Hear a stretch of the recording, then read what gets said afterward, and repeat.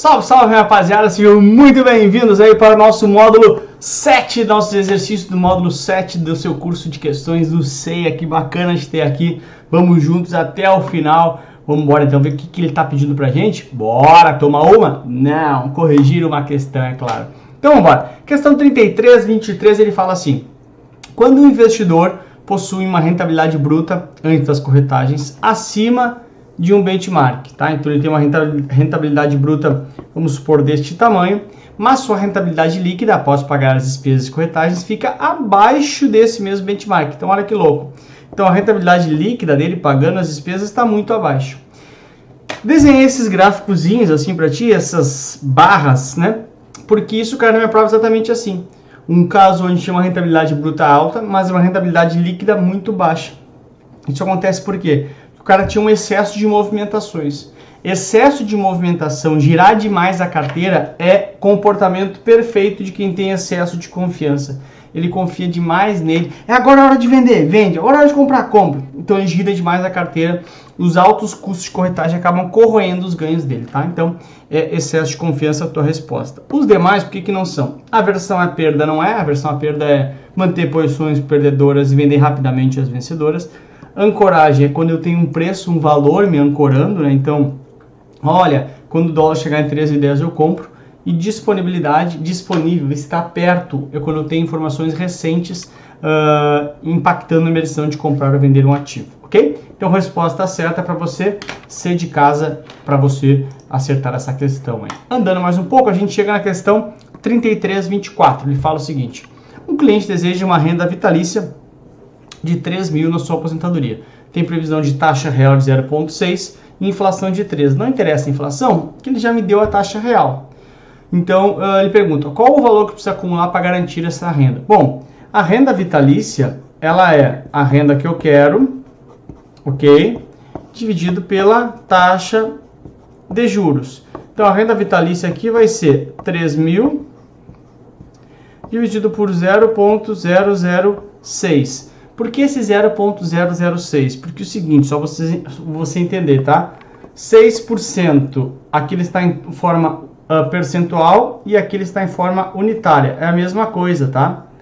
Então, 6%, 6% ou 6 por 100, ou seja, dividido por 100, chega nesse número aqui. É o mesmo número, porém, escrito de forma diferente. Um está em forma percentual, outro em forma unitária.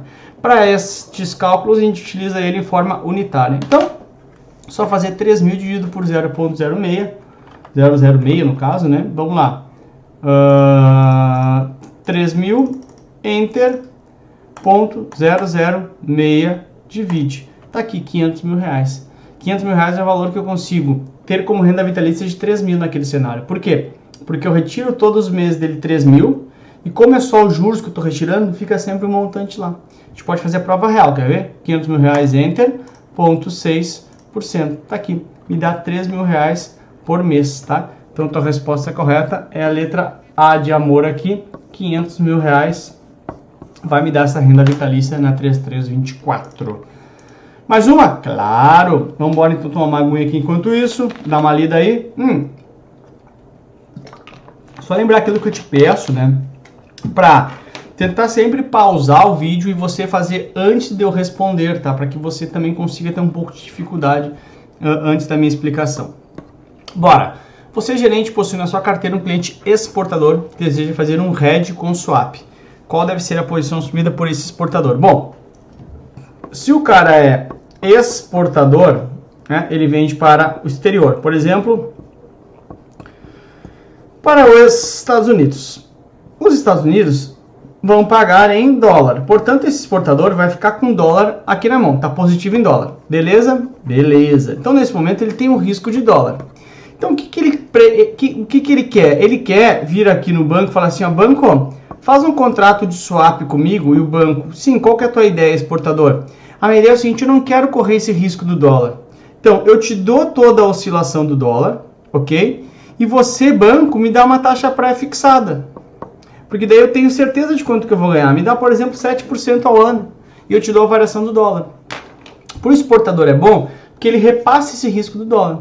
O banco assume isso porque ele acha que o cara está viajando, que ele vai ganhar em cima do cara. A ideia é essa. Então, na prática, essa posição de swap é o seguinte: o exportador está entregando variação do dólar, ou seja, ele dá variação cambial. Ou seja, na ponta do swap, qual é a ponta do swap que ele entrega? A ponta passiva. O passivo dá, lembra que eu falei isso? Então, o que ele tem que ficar? Ele tem que ficar, letra B aqui, ó, ativo em CDI, por exemplo. Aqui eu usei taxa pré, tá? Mas pode ser taxa pós também e tal. Ele quer ficar ativo em CDI, porque agora ele quer ganhar a variação do CDI, e ele quer ficar passivo em dólar, quer entregar o dólar. Essa é a ideia. Se ele fosse a alternativa A, ativo em dólar, ele teria alavancagem, porque ele ficaria ativo em dólar no swap e mais ter o dólar à vista. Não faz sentido. C, ativo e passivo em dólar, não tem como, porque o swap tem que entregar alguma coisa e ganhar outra, né? E D, passivo em CDI, ou seja, ele entregaria CDI, só que ele não tem CDI. E ativo em juros, não faz sentido, tá? Então, a letra correta aqui é a alternativa B de Brasil, beleza? Tranquilo. Vamos embora então juntos para a questão 3026. Com o objetivo de acumular R$800 mil no período de 20 anos, considerando uma taxa de juros de 8% ao ano, qual o valor que o investidor deve poupar mensalmente aproximadamente? Bom, aqui a gente tem alguns problemas, tá? Ele precisa de um FV de 800 mil. Ok. Por qual N? O N dele é 20 anos, ou seja, 240 meses, né? Lucas, por que tu não usa anos? Ora, porque o que acontece? Ele quer saber quanto que eu tenho que poupar mensalmente. Então, nesse caso, eu sou obrigado a levar tudo para mês. Então, a taxa de juros, que é 8%, na verdade, não vai poder usar 8%. Eu vou ter que usar ela ao mês, porque eu tenho ela ao ano. Então, eu vou ter que usar uma taxa equivalente. Nesse caso, não tem como a gente fugir. Tem casos que a gente pode converter o prazo, que acaba ficando mais fácil, para o mesmo período que está a taxa. Aqui não vai ter como a gente fazer isso. Tá? Então, deixa eu levar os dados aqui para a gente usar na nossa HP lá. Então, ops, ficou feio aqui. Então, 800 mil, 240N, né? 240 é o prazo e 8% é a taxa.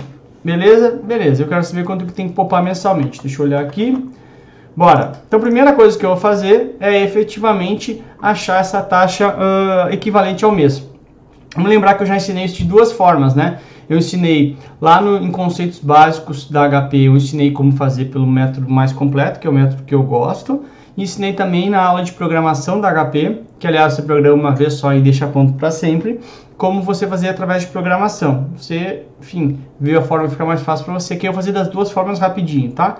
Então, 8 e 1 Enter, 12 divide. Por que 1 Enter, 12 divide? Porque eu quero para um mês, eu tenho para 12 meses, que é o ano. E jogo no RS, né? É minha programação. Então, já vou chegar aqui na minha taxa equivalente, 0,6434 ao mês. Então, essa é a minha taxa. 0,64, ficou feio aqui. 0,6434. Essa é a minha taxa, ok? Beleza, tá? Aí também eu posso fazer da forma mais tradicional, que é a seguinte, né? 1 mais a taxa elevado no prazo que eu quero, ou o prazo que eu tenho, né? Ou seja, 1,08 Enter elevado. Qual é o prazo que eu quero? Quero para 1. Enter. Eu tenho para quanto? Para 12 meses. Divide y na x. Tiro 1 que foi adicionado artificial. De novo, eu ensinei tudo isso lá na aula com calma, né? E multiplico por 100. 0,6434. Tem que dar o mesmo, obviamente, né? Então, beleza. Então, agora aqui é só chegar qual que é o valor. 800 mil, FV, 240N, ok? 0,6434 e PMT. 1.405,98. Vamos ver se tem nosso resultado. Ó, 1.405, tá? Então, poupando 1.405,98, ele vai chegar nos 800 mil que ele precisa. Resposta D de dado da 3326. Bora? Bora! 3327, a bola da vez, ele fala o seguinte, olha lá. Considerando o balanço patrimonial de uma pessoa física conforme abaixo, ele pergunta, para se determinar o grau de endividamento desse indivíduo, deve-se considerar correlação. O meu grau de endividamento, basicamente para saber o nível de endividamento. Quanto que eu devo sobre quanto que eu tenho. Simples assim. Por exemplo, olha, quanto é que tem dívida no banco, Lucas? Olha, eu devo 30 mil. Qual que é o teu patrimônio total, Lucas? Olha, meu patrimônio total é 300 mil. Ou seja, o meu grau de endividamento é de 10%. Porque eu devo 30 mil e tenho um patrimônio de 300 mil. Ah, está em 10% de endividamento. Então, basicamente, para enxergar isso, é só a gente fazer o quê? Passivo e ativo. Simples assim. Ou exigível e ativo, como que não, que é a mesma coisa. Ok? Não é ativo e patrimônio líquido. Patrimônio líquido é o quê? É todo o meu ativo menos o que eu devo. Então, patrimônio líquido é, naquele exemplo ali, por exemplo, tinha um total de 300, menos 30 da minha dívida, meu patrimônio líquido é 270, ou seja, se eu vender tudo que eu tenho e pagar todo mundo, eu tenho patrimônio líquido de 270, tá? Não é patrimônio líquido de ativo, nem patrimônio líquido de passivo, porque isso aqui já considera efetivamente as minhas dívidas do patrimônio líquido, tá? Já é pagando as dívidas. Então, passivo e ativo, ok? Essa é basicamente a ideia básica. Dividir o passivo pelo ativo. 3327, portanto, A de amor é a sua resposta correta. Bora para mais uma? Claro que sim! Questão 3328, é a bola da vez, ele fala o seguinte, olha lá. Um determinado cliente, isso aqui é questão clássica de ceia, tá? Possui 1 milhão e está se aposentando. Você é consultor de investimentos e irá montar a carteira para o mesmo. Ele informa que necessita que a carteira cubra as despesas anuais que ele possui no valor de 64 mil. Esse cliente possui perfil moderado. Aí ele vai te dar, olha, dados do retorno esperado do mercado ao ano. Inflação é 2%, retorno real e real. Então, risco de inflação não nos interessa mais. Então, renda fixa retorna 5,5% e ações retorna 10%. Aí, olha só, tu já pode pegar e ver o seguinte, ele precisa de 64 mil e ele tem 1 milhão, tá? Então, desconsiderando tributação, qual será a alocação na carteira? Ele tem 64 mil reais que ele precisa de retorno, ele tem 1 milhão, ou seja, vamos lá calcular quanto que é isso, né? HP aqui, pum, pum, pum, 1 milhão, enter, é 64 mil, né? 64 mil, percentual total. Ou seja, a minha carteira tem que ter um rendimento, a carteira do cara tem que ter um rendimento de 6,4%. Ok? Tem que render 6,4% ao ano. E aí, eu tenho algumas informações. Vamos pegar as informações que eu tenho aqui. Deixa eu voltar aqui. Então, vamos lá. Eu tenho renda fixa, rende 5,5% e ações rende 10%. Tá? Deixa eu voltar aqui. Então, renda fixa e ações. Renda fixa e ações, cadê? 5,5% e 10%, tá? Renda fixa 5,5% e ações 10%. Ok, beleza, maravilha. Então, o que acontece? Eu preciso de 6,4. Como ele é um cara que é moderado, que nem tá aqui, ó, eu tenho que tentar botar o menos risco possível para ele. Vamos tentar a letra B aqui, ó. 10 em ações e 90 em renda fixa, tá? Que seria a carteira mais moderada que tem aqui, mais conservadora. Se eu botar 10% em... É 10% em ações, né? 10 em ações. Ok, então vamos lá. 10% em ações. Então, 10, enter, 10%. Ok? Vai me dar 1%. Então, ações, nesse exemplo aqui, ações me daria 1%. Eu posso jogar isso aqui no soma mais. Soma mais. Viajei aqui, pera. Acho que tinha alguma coisa na memória aqui, não tem problema. Então, 10, enter, 10%, soma mais, tá? Então, botou ali um carinha no soma mais, tá? Aí, 90% em renda fixa, né? Então, 90, enter, 5,5%, 4,95%. Ou seja, a parte de renda fixa com 90% me daria 4,95%. Que eu também posso jogar aqui no soma mais. Ele vai me dizer, tem dois caras no soma mais. guardou na gavetinha lá, somando tudo junto. Como é que eu abro essa gavetinha do Soma Mais? Recall 2. Tá ali. Esses dois caras dão 5,95. Claro, estava escrito aqui, ó, 5,95, né? Porque aqui é bem fácil. Mas tu pode usar o Soma Mais na prova para ganhar velocidade muitas vezes, tá? Ou seja, isso aqui não me adianta. 90 a 10 não me adianta. Tá, não me adianta. Ok. Então, já vi que aquela primeira carteira lá, a carteira da letra B, não me adianta.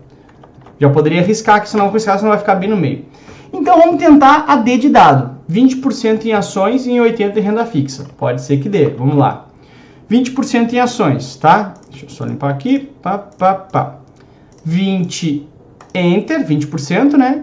10%. Tá aqui. Ações vai me dar 2%, né? 2%. Vou jogar isso aqui no Soma Mais para me esperar lá.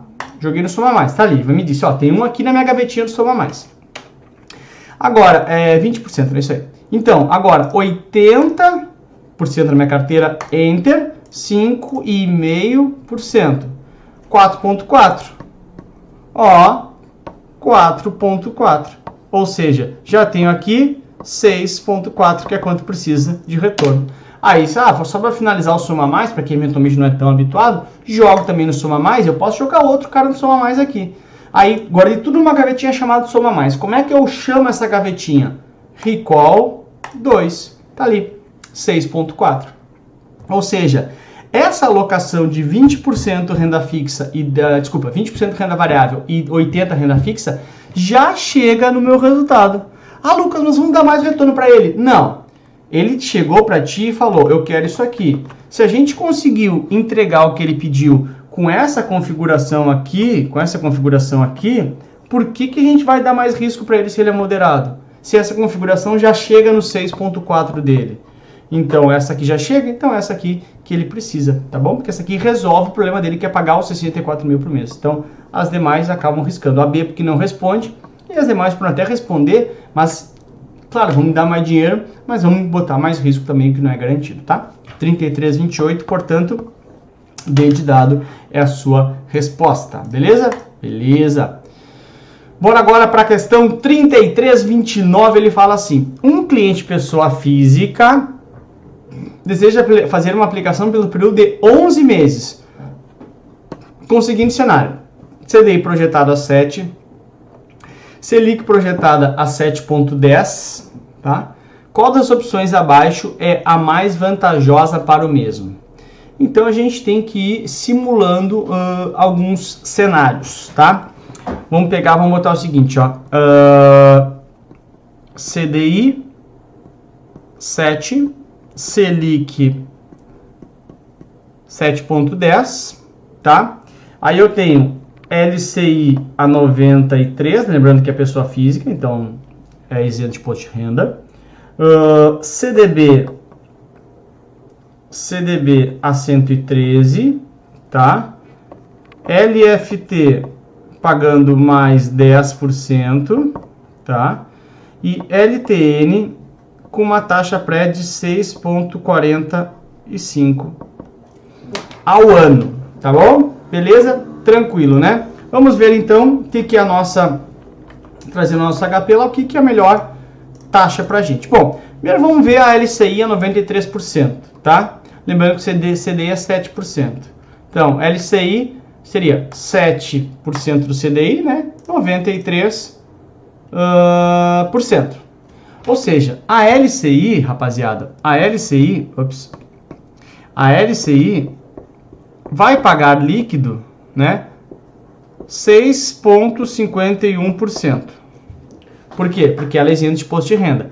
Ou seja, a gente já pode vir aqui e tirar essa LTN, porque a LTN paga 6,45. Então a LTN já não é uma opção. Lembrando que a LTN ainda vai ter tributação, tá? Beleza. Aí vamos ver esse CDB aqui. Ah, eu tenho um CDB a 113, né? Então, quanto que é o CDI? 7%. 7, Enter, 113%. Tá aqui, 7,91. Enter. Como é para 11 meses, ele está na segunda faixa do imposto de renda, que é de 20%, tá? Então, 7, e CDB paga imposto de renda, 7,91. 20% menos. Tá aqui, 6,32.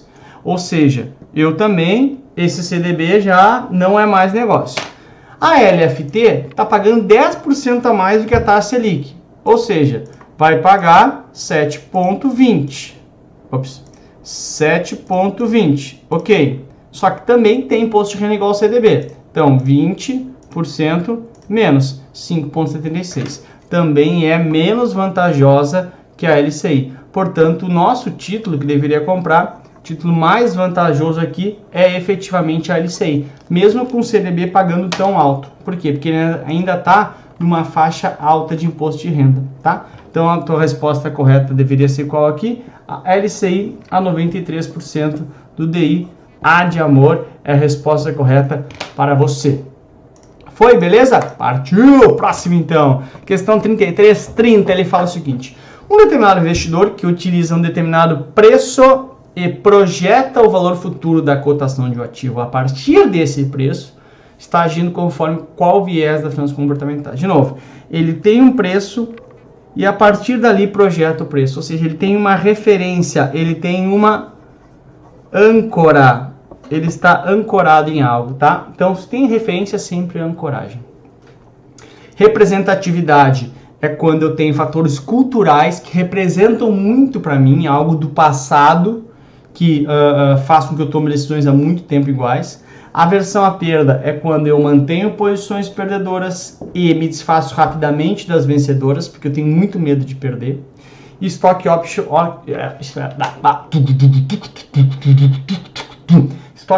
não tem nada a ver com isso. Stock Options é quando você tem opção de comprar ações de uma determinada companhia, quando você é executivo dessa companhia, tá? Então, ancoragem, B de Brasil, é a resposta da 3330. Questão 3331, ele fala o seguinte. Um investidor que apresenta o viés de aversão à perda.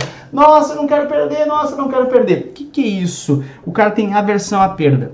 Significa que ele tem dificuldades em assumir as suas perdas e os seus erros. Por exemplo, ele compra uma ação, a ação cai, ele nunca aciona o seu stop loss, o seu gatilho para vender, para limitar o prejuízo. Ele fica com aquilo até o final, porque ele vai voltar. Por que ele faz isso? Porque ele tem sérias dificuldades em admitir que perdeu. Em compensação, quando sobe, rapidamente ele se desfaz daquela ação. Por quê? Porque ele tem tanto medo de perder que ele quer realizar lucro para dizer, eu ganhei. Essa é a ideia, tá? Então vamos lá nas opções. A. Tendem a manter posições ganhadoras. Não, eles se desfazem rapidamente das posições vencedoras. Tendem a manter, B. Tendem a manter posições ganhadoras e perdedoras. Bobagem, tá fora. Tendem a manter posições perdedoras, porque eles não admitem a perda, e se desfaz rapidamente posições vencedoras. Exatamente essa aqui a resposta, ok? Aí na D, tendem a manter posições perdedoras e também ganhadoras, não faz sentido. O aversão à perda, ele segura as posições perdedoras e se desfaz rapidamente das posições vencedoras. Letra C de casa, beleza? Beleza. Questão 33, 32, vamos comigo. Ele fala o seguinte. Um determinado cliente precisa de 1 milhão para conseguir se aposentar tranquilamente daqui a 7 anos. Atualmente ele possui 500 mil em uma aplicação que remunera 6% líquido ao ano. Olha que legal. Ele deseja fazer um aporte único nessa aplicação para que o mesmo atinja o valor de 1 milhão. Quando se aposentar, qual o valor do aporte necessário? Então, olha só. Hoje, esse cara tem 500 mil. É isso? 500 mil? É isso, né? Ele deseja quanto? Ele deseja que este valor, mais algum valor que ele vai aportar hoje, chegue no futuro em 1 milhão. É isso? É isso, né? Ele quer que chegue a 1 milhão. Que prazo é esse? 7 anos. Essa é a história. Então, qual o valor que ele tem que colocar aqui para, junto com esses 500 mil, chegar em 1 milhão? Qual que é esse valor? Considerando que esse valor remunera 6% ao ano líquido. Nossa, Lucas, como é que eu faço isso? Fácil, olha só. Quanto que eu quero chegar? 1 milhão, tá? Então, bota o seguinte, 1 milhão, ok? 6% é a taxa. 7 é o N. Simples, bem tranquilo. Como assim, Lucas? Aonde? Olha só. Olha só como vai ser fácil. Vou resolver, você vai falar assim, ó. Olha só. 1 milhão. FV. O valor que eu quero. Legal? Beleza. 6 e 7N, né? E eu quero o quê? Eu quero o valor... Eu quero o valor presente disso. Lucas, cadê os 500 mil? Calma. Eu quero o PV.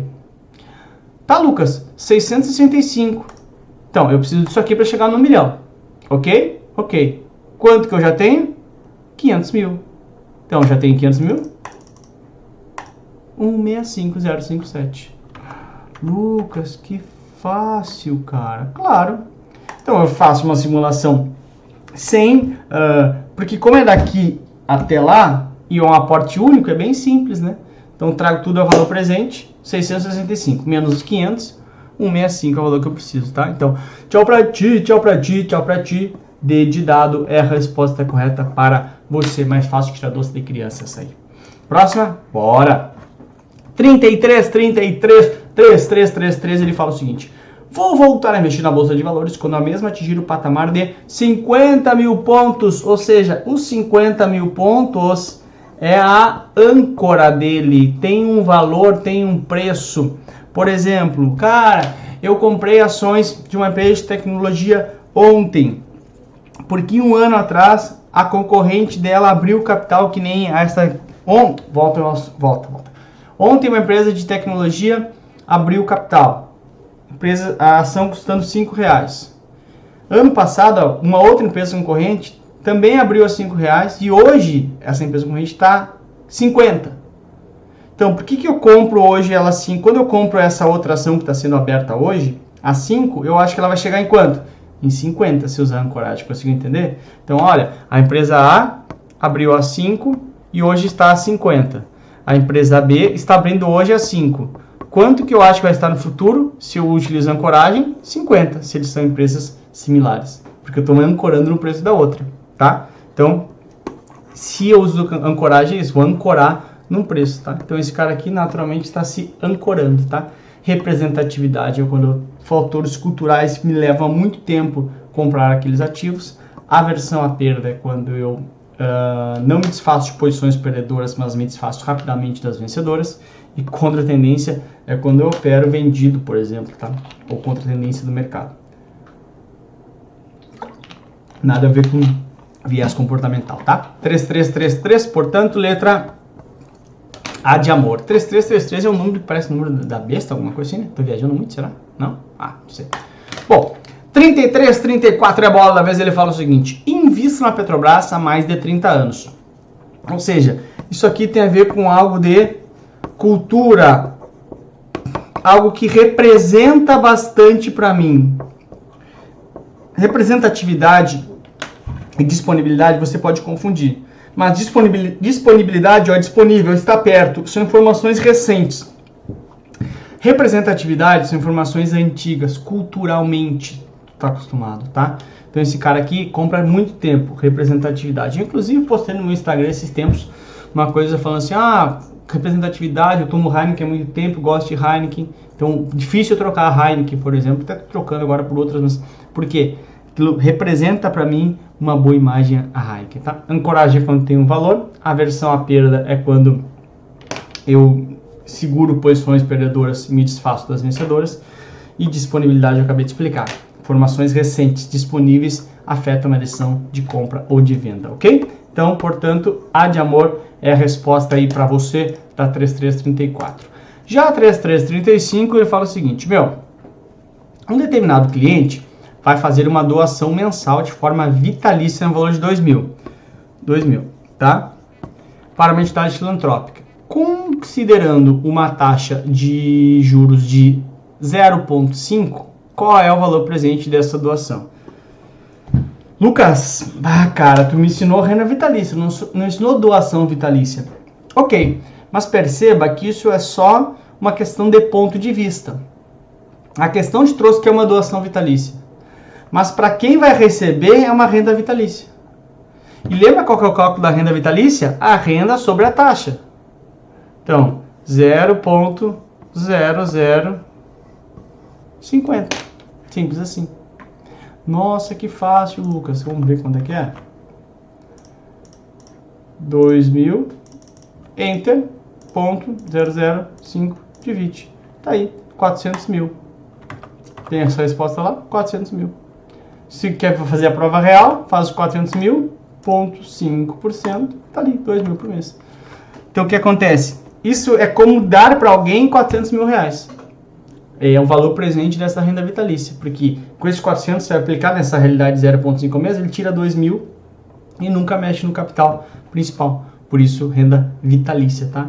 Então, de novo, é só mudar o ponto de vista. Quem está fazendo é uma doação, mas quem recebe é uma renda vitalícia. Sempre tem os dois pontos de vista para você olhar, ok? Então, 400 mil, só usar a fórmula da renda vitalícia, que é renda sobre a taxa. Lembrando que aqui se usa a taxa no formato unitário, né? Não no formato percentual, ou seja, 0,0050, né? Se divide por 100 aí a taxa percentual, tá?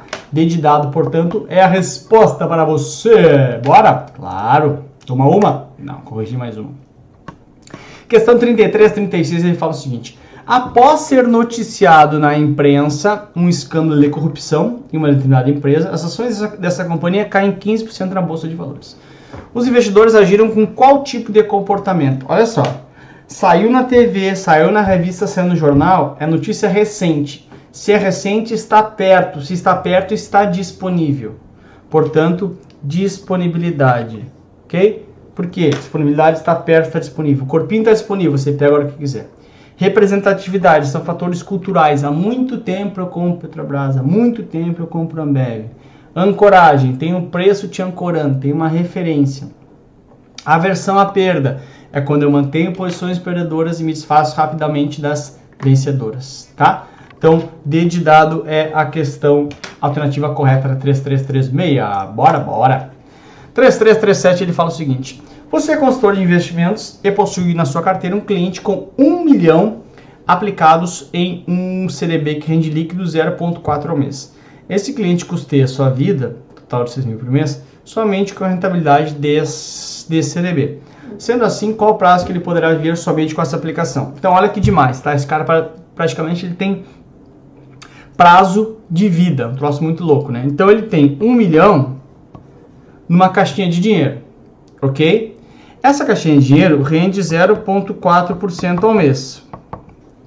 Porém, todos os meses, ele resgata de PMT, de prestação dessa caixinha de dinheiro, 6 mil, que é mais que o rendimento, né? O rendimento aqui é 4 mil e ele está resgatando 6 mil. Então, não vai durar para sempre. Daí ele te pergunta, tá, mas me explica, quanto tempo vai durar isso? É bem simples. Isso é uma conta de FV igual a zero. Como assim, Lucas? FV agora igual a zero. Olha só como é louco isso aqui. Então, vamos pegar aqui 1 milhão, né? 1 milhão, ok? 0,4% menos 6 mil por mês, tá? Menos 6 mil por mês. E é isso aí, tá? Vamos lá. Tá aqui meu HP. Vamos embora. 1 milhão, 1, 2, 3, 1, 2, 3. Tem certas dificuldades com zeros aqui. 1 milhão é o meu PV, meu valor presente, tá? 1 milhão, aqui ó, PV.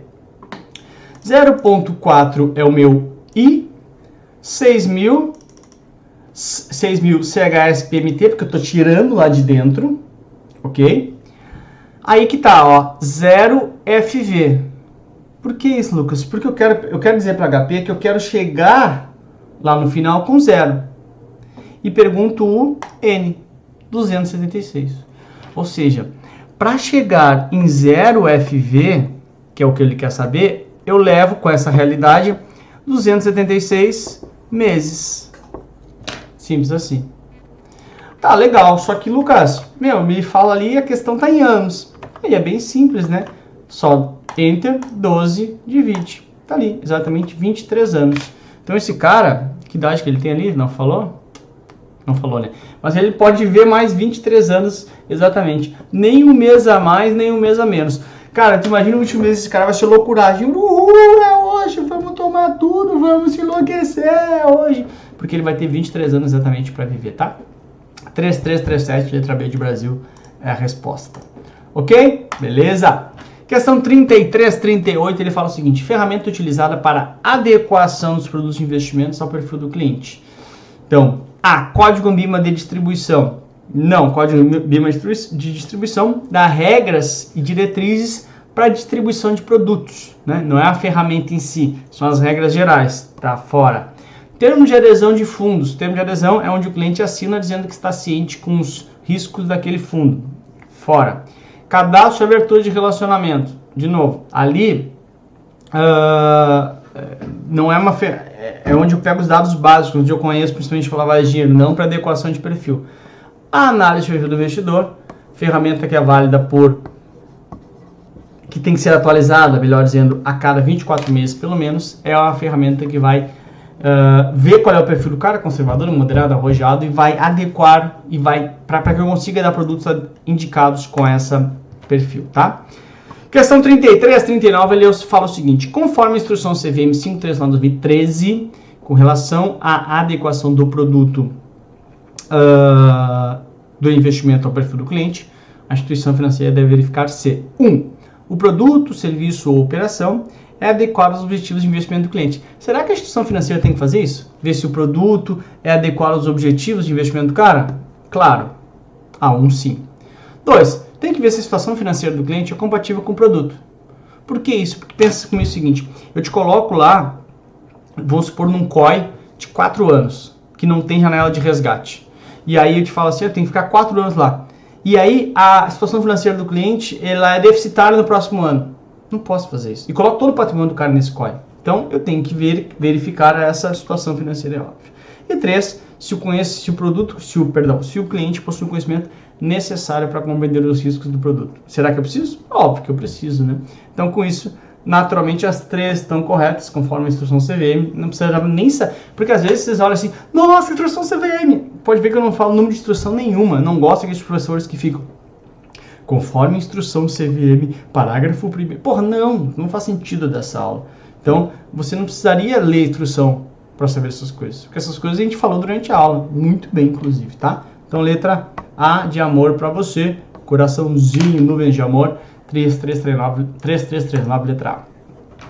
Questão 3340, questãozinha dada. Ele fala o seguinte: o API, análise do perfil do investidor, deve ser renovado em até quanto tempo? Primeira coisa importante, se pode mudar o perfil, é óbvio que pode, né? O cara pode ter uma realidade diferente, né? O cara não tinha filhos, passou a ter filhos, o cara acaba ficando um pouco, passa a idade naturalmente, então tem que renovar, é óbvio. De quanto em quanto tempo? A lei manda de 24 em 24 no máximo, tá? Tem bancos que fazem de 12 em 12.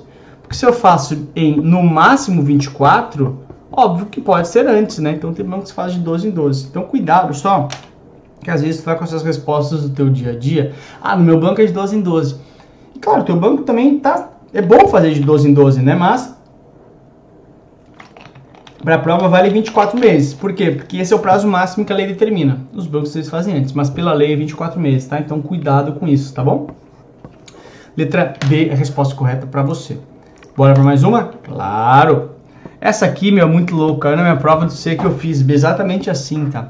Seu cliente deseja uma opção de investimento com baixo risco, porém está com API desatualizado, sem API. Sem atualizar esse questionário, qual poderia ser a única opção de investimento que você deveria recomendar? Meu, entre todos os fundos, tem um que foi fundo um pouquinho mais recente, que foi criado, que é o fundo renda fixa simples. Como o próprio nome diz, a contratação dele é mais simples. Ele investe somente em títulos públicos federais ou em ativos privados com o mesmo nível de risco dos títulos do governo. E ele é um fundo que ele é simples, por quê?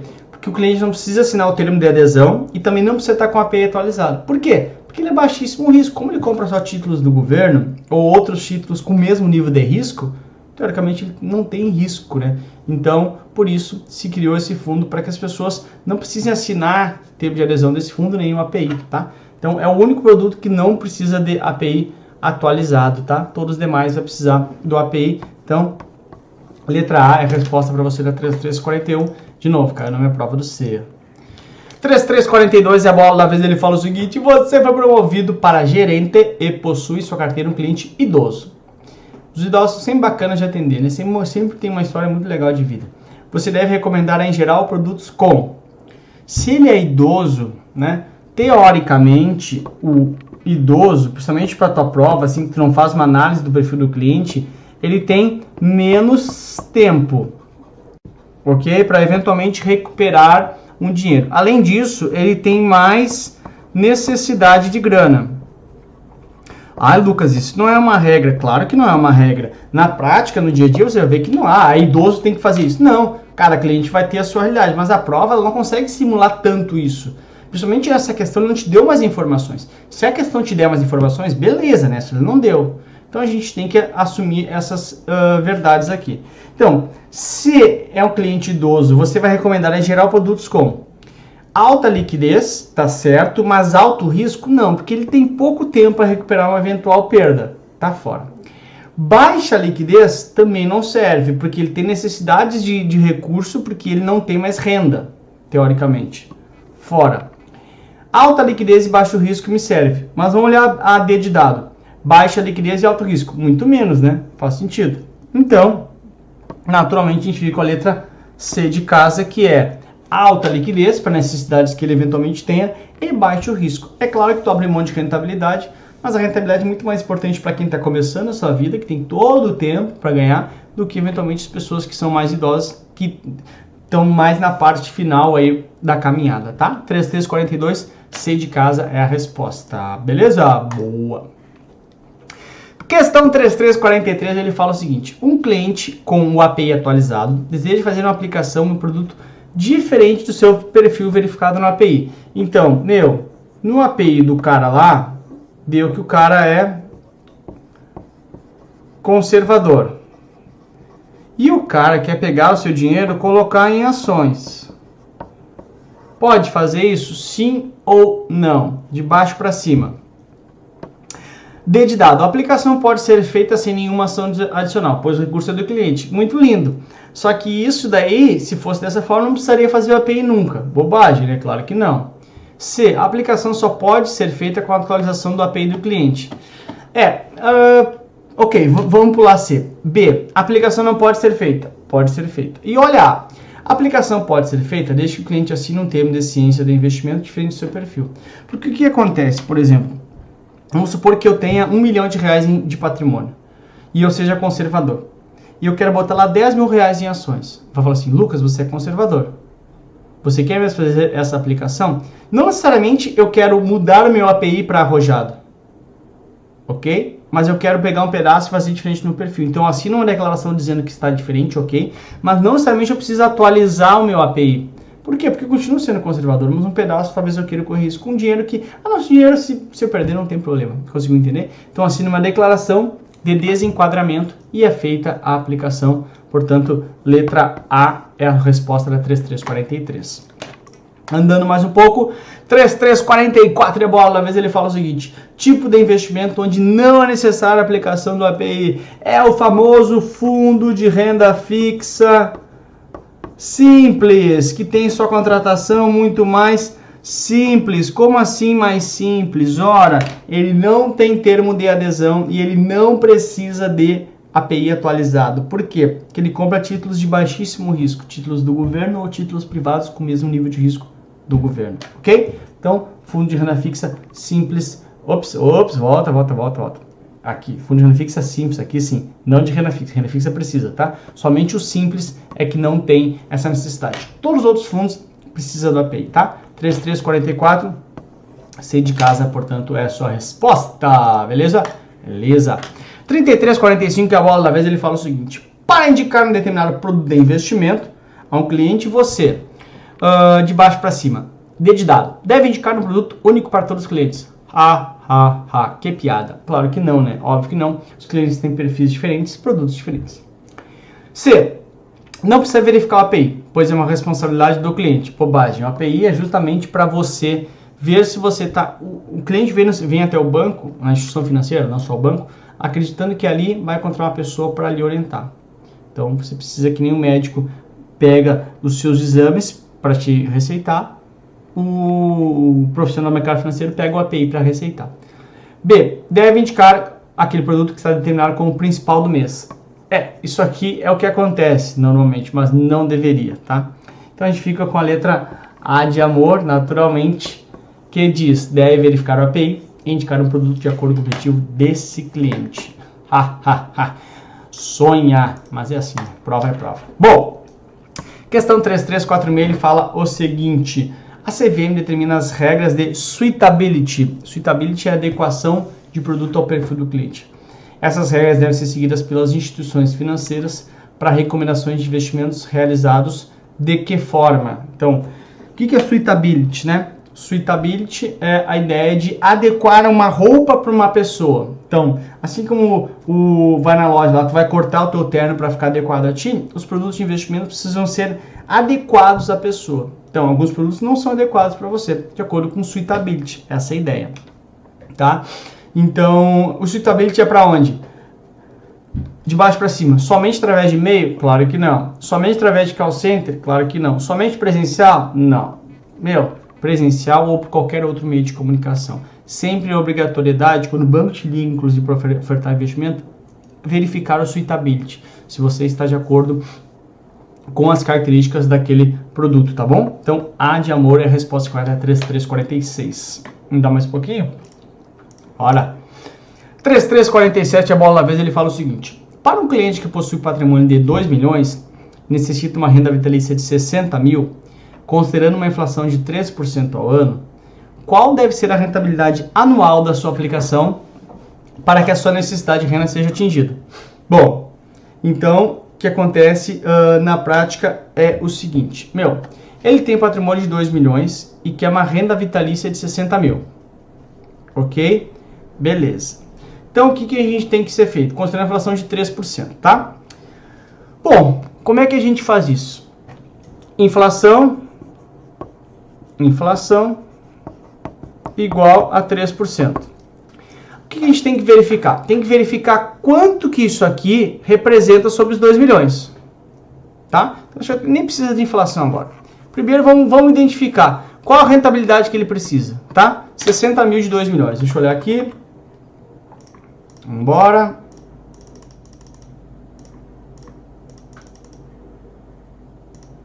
Tá aqui. 3%. Tá? Que é só a gente fazer, né? 2 milhões, 1, 2, 3, 1, 2, 3, Enter, 3%, 60 mil. Como é que fez aquele cálculo, Lucas? Só perguntei, 2 milhões, 1, 2, 3, 1, 2, 3, Enter, 60 mil, né? Percentual total. Quanto que 60 mil é percentualmente sobre 2 milhões? Aqui, ó, pum, 3%. Ou seja, tá? Aqui. Considerando, então, o que ele tem que dar? Ele tem que dar 3% de juros mais 3% de inflação. Consegue enxergar? Não, porque ele quer ganhar 60 mil de valor de hoje. E ele quer uma renda vitalícia disso. Portanto, 3% da inflação vai comer, os outros 3% eu tenho que ter de rentabilidade para chegar nos 60 mil. Então, quanto que tem que dar de verdade isso aí? Bom, é bem simples, é o mesmo cálculo da taxa real. Como é que é a taxa real? Taxa real é nominal menos a inflação. Então, aqui eu sei quanto que é de taxa real que eu tenho que ter? 3%. Quanto que é a inflação? 3%.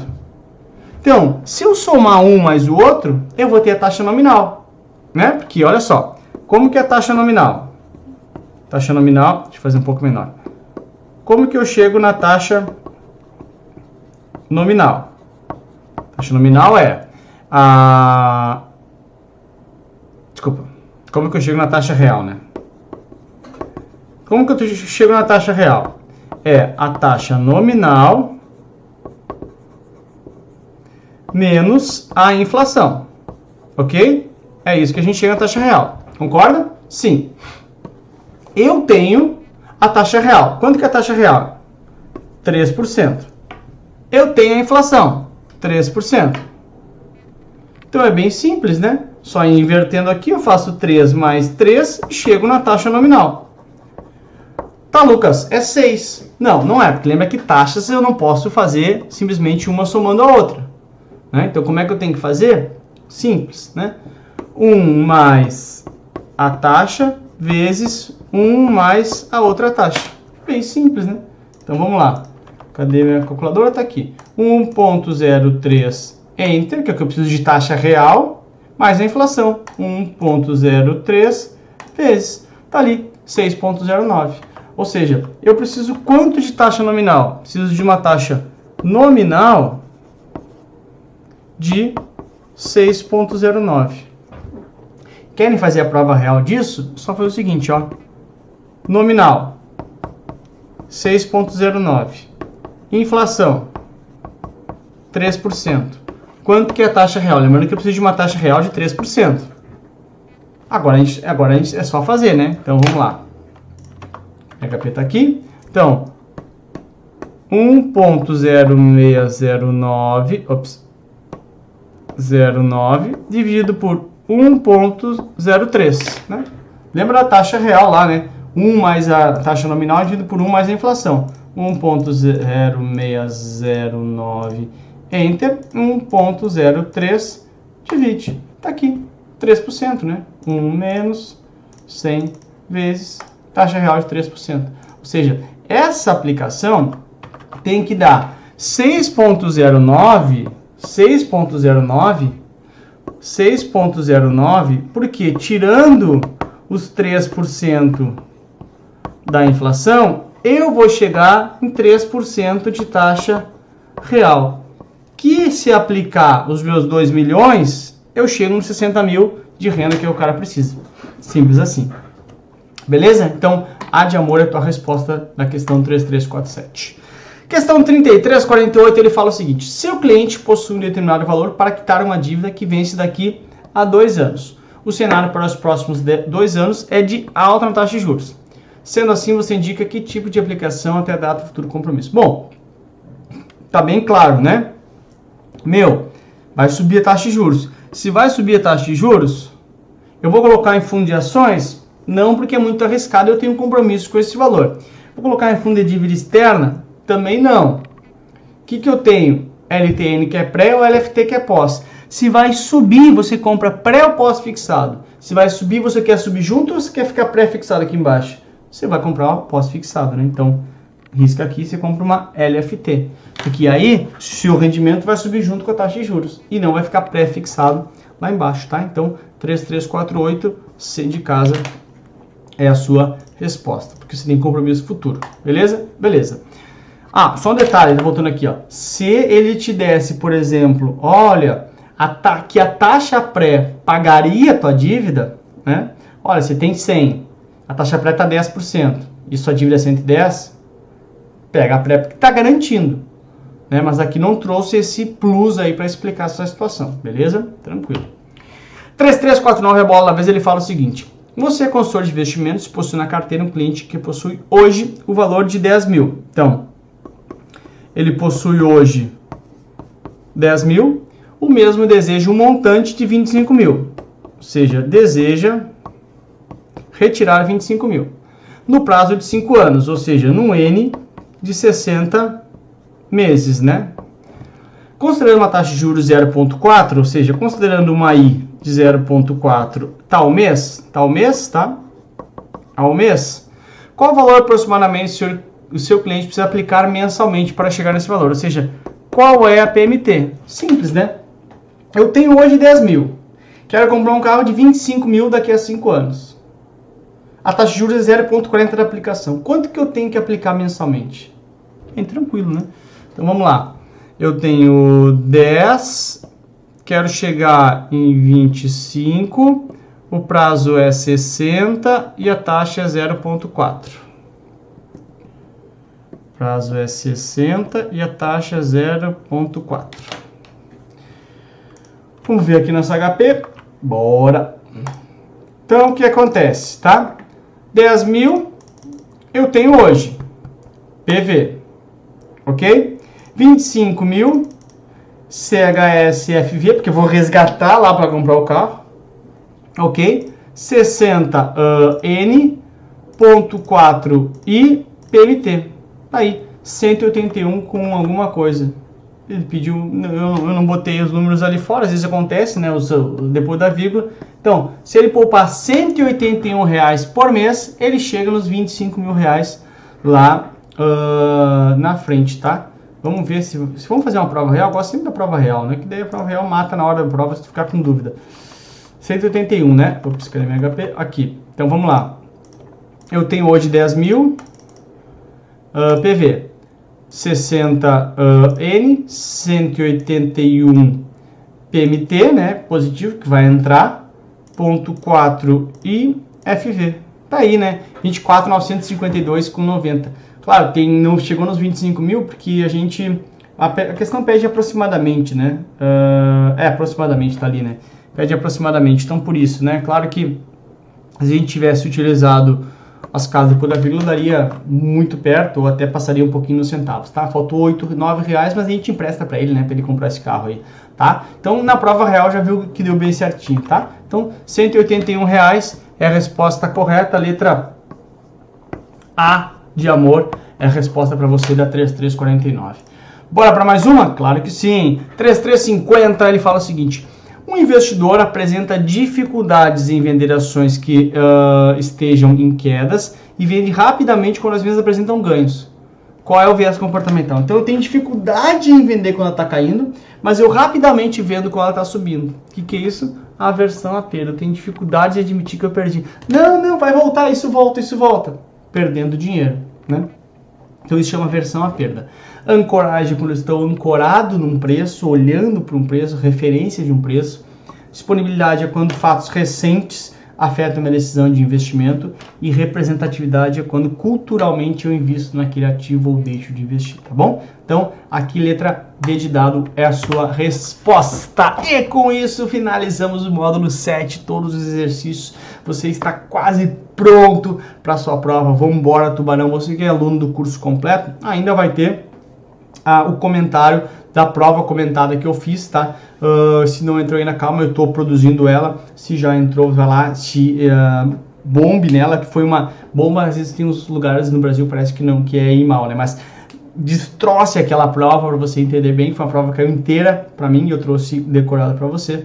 Então, arrebente. Se você não foi muito bem nos exercícios, volte para as aulas se você é aluno do curso completo. E no mais, uma boa sorte, tamo junto. Grande abraço para você. Veja meu vídeo de como fazer prova aqui para te dar dicas bacanas também, tá? Super beijo. Até a próxima aula, até o próximo exercício. Beijo, tamo junto. Bora, tubarões. Tchau!